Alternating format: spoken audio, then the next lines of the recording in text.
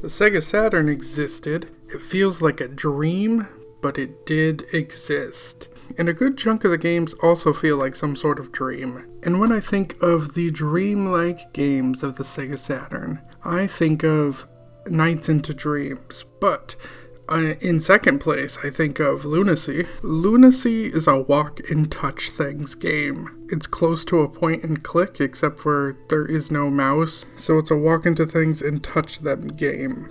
To start the game, you wake up in a jail cell, and no, this isn't an Elder Scrolls game. After that, you meet your cellmate, Anthony, and you learn your name, and the dialogue from the very start is very weird. The name that they call me is Fred. They call you Fred. What is your real name? I can't seem to remember any other. I have no memory. I lost my memory 4 years ago. That's a tough break. I'll call you Fred. I got a memory. People call me Anthony. Now, even weirder, to leave the cell, Anthony gives you a key. He was in the jail and had a key the whole time. And then, when you leave, he doesn't come with you, but still wants out. I would point out how crazy this is, but it's a game called Lunacy, so I think the weirdness is the point. Hey, What? how about a little freedom? Skip it. From here you wander around a very empty town, grabbing various items and talking to people you see, which there aren't that many. The town is pre-rendered, and walking is done by pressing the D-pad in the direction you want to go, and that causes you to move. You don't actually move yourself, you just press the direction and it moves for you. The town is quite eerie, and the red sky makes it even more strange. There is a dark atmosphere about, and I very much like this art direction they were going for. It feels like it could be a dream. You also meet Lord Gordon, who seems to run the entire town. He wants us to find a place called the City of Moons. We have a tattoo on our head indicating we are from the City of Moons, so that's basically our goal now, is to search for the City of Moons. Tough luck, stupid. Better luck next time. The kind of creepy horror part I like is often ruined, though, by a silly scene with silly music, and well, I wish it wasn't that. It is lunacy, I can give it that. A traveler, eh? I'm Dr. Morse, and I don't have any use for travelers. I'm Lord Gordon's personal physician, so I don't take appointments. Don't let the door hit you on the way out. The unintentional humor is great, don't get me wrong, it's just when it's like purposely trying to be a little silly that I'm not for. There are even parts of the game that shouldn't be creepy, but due to the old graphics are creepy. This here is little Hal. Cool! A real traveler, Mom! After that, it's back to wandering the town. This game is mostly wandering around the world trying to figure out what to do and who to talk to, which at first is pretty cool because of the atmosphere and because you'll never know what's next, but it slowly becomes a slog of tediousness wondering what the hell you missed. But I've grown accustomed to this time period of games, so I have a guide for the times I get stuck, which is less than I'd think, but still too much. Hey, dude. What's up? Any luck? No. Well, when you're stupid and slow and ain't got no might, times are tough. We learned that Lord Gordon tried to take this man's daughter for his wife, but she didn't want that and she vanished. Lord Gordon said she committed suicide, but there's no body. Her name was Louise, and she knows us and happens to be the girl who vanished. Fred! Who are you? We also talked to Anthony again, and he goes on about absolute craziness. Butterflies are God's creatures.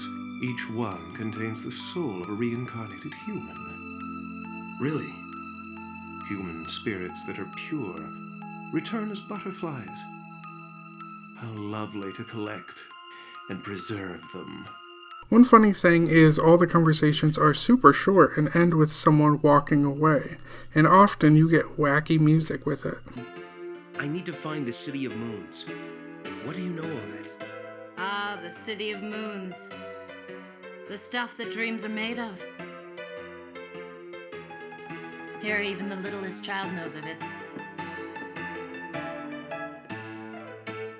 Eventually we do find the City of Moons. It is in the bottom of a well, which I was not expecting since moons are up and the bottom of the well is down. But honestly, I guess it's a good place to hide it. And it's not actually there. You just to teleport to there, you have to go down. So we go through a series of puzzles we must solve in order to make it to the city. And this red mist begins spreading all over town.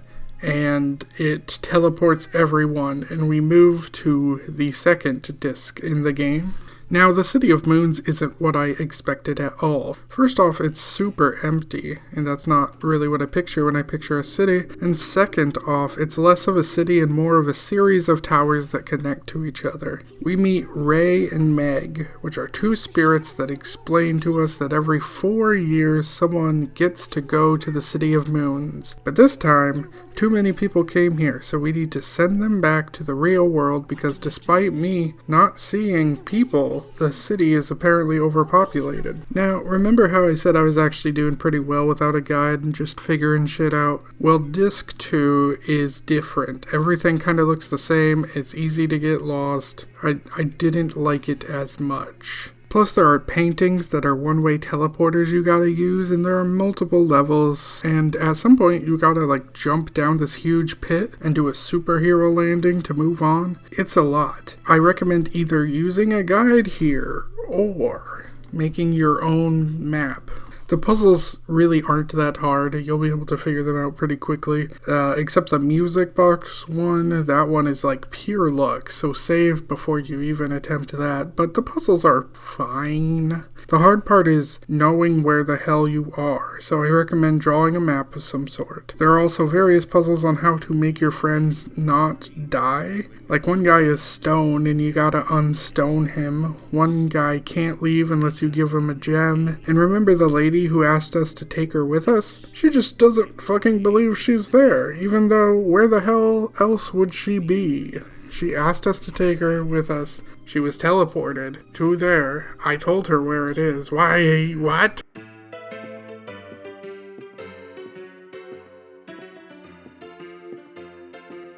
What the hell's going on? Where am I? The City of Moons. The City of Moons! You're out of your mind, Fred. And can I take a moment to bitch about how Fred uses this axe? He realizes he can't touch a door or it'll turn him into stone, so he decides to use the axe. And I thought he was gonna, here's Johnny, chop his way into the door. But instead he does this weak ass shit right here. Open!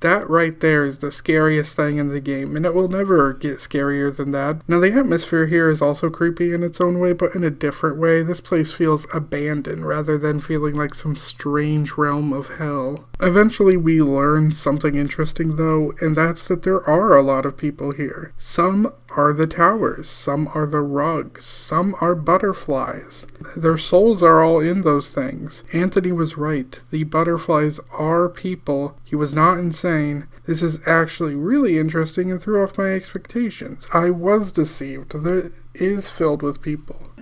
City of Moons, eh? City of Fools.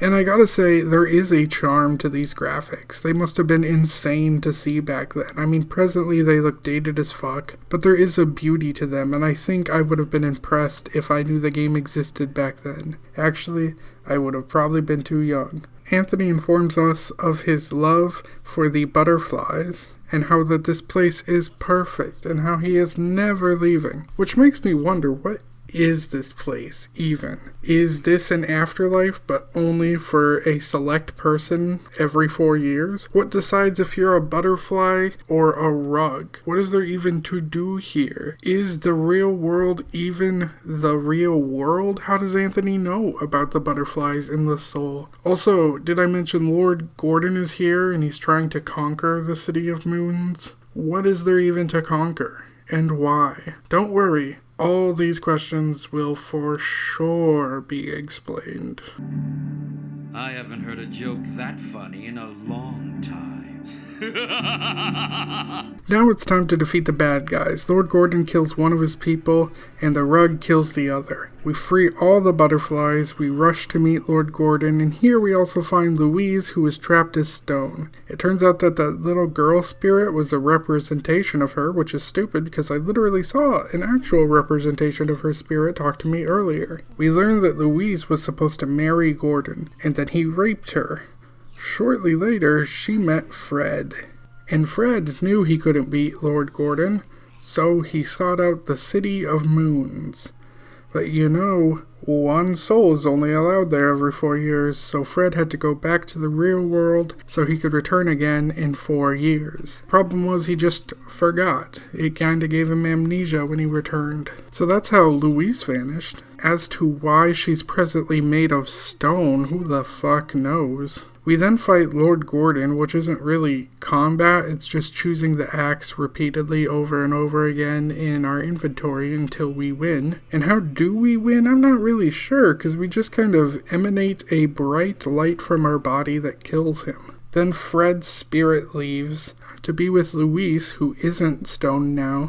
The two spirits send everyone back to the real world, including Fred, which I'm a little confused about that, because is he here or isn't he here? How he separated into 2 Freds and the other stayed behind? Why didn't this happen with Louise? I don't get it. And then there's an after credit scene where we visit the city and nobody remembers what happened. But now Fred doesn't have the tattoo on his head, but everyone else does.